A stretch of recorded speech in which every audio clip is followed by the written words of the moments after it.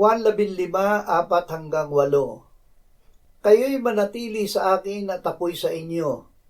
Gaya ng sanga na hindi magbubunga buhat sa kanyang sarili, malibang nakakabit sa puno, gayon din naman kayo, malibang kayo'y manatili sa akin.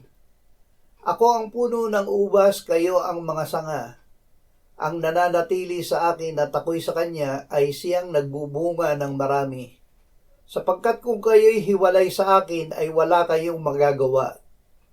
Kung ang sino man ay hindi manatili sa akin, siya'y itatapong katulad ng sanga at matutuyo, at sila ay titipunin at ihahagi sa apoy at masusunog. Kung kayo'y mananatili sa akin at ang mga salita ko'y mananatili sa inyo, hingin ninyo ang anumang inyong nais at ito'y gagawin para sa inyo.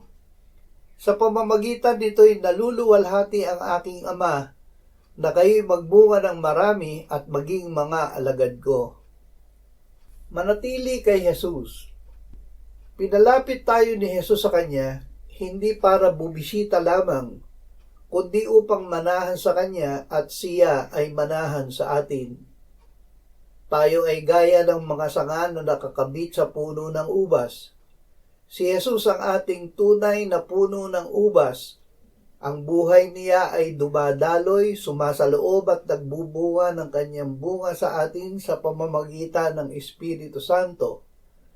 Ang buhay na nasa atin ay ang buhay na walang hanggan na nasa kay Jesus at ang kasaganaan nito. Ang pagtanggap sa salita at buhay ni Jesus ay hindi magagawa ng ating laman.